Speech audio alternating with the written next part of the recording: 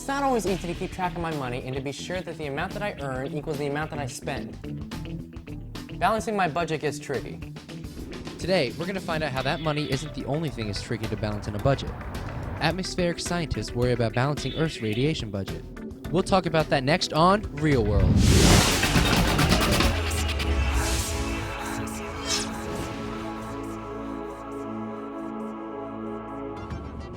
Everyone knows Earth gets its energy from the sun. Keeping track of all that energy is really important. NASA uses Ceres, a data collecting sensor on satellites that are part of the Earth observing system. Ceres measures the amount of energy the Earth receives and also the amount of energy it returns back into space. The name Ceres is an acronym. It stands for Clouds in the Earth's Radiant Energy System. It's also the name of the Roman goddess of agriculture.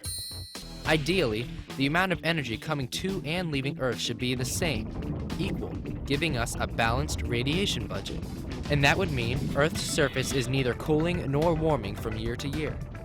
The energy coming from the sun is visible light, or shortwave radiation, and much of it never reaches the surface of the Earth.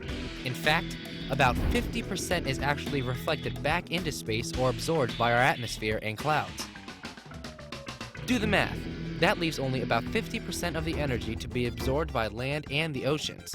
Darker surfaces tend to absorb more energy, so places where there are oceans and rainforests absorb a lot of the sun's radiation, around 75% for the oceans and 85% for the rainforests.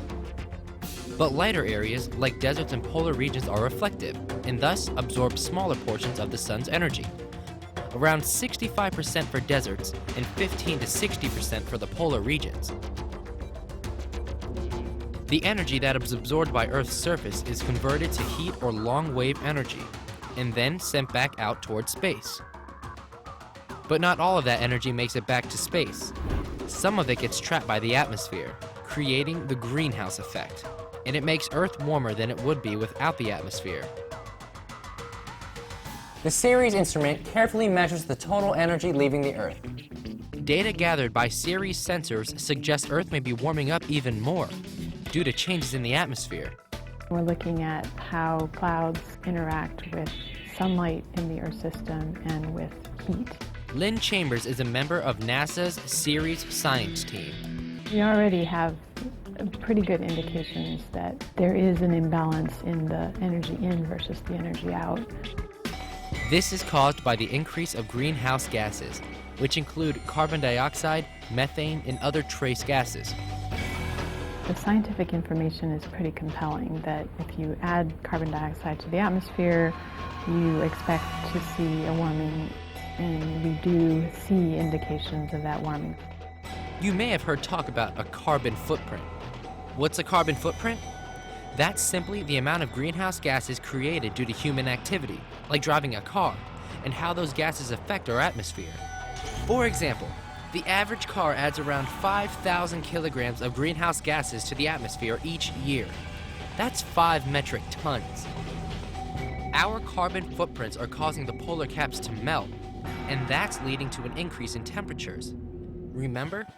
Dark surfaces like the ocean absorb heat and energy, while the lighter surfaces like the polar ice caps actually reflect it.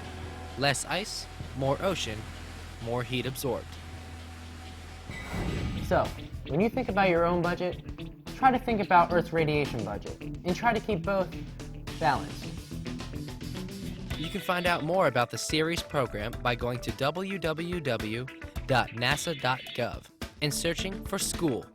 That's NASA's Students Cloud Observation Online Project.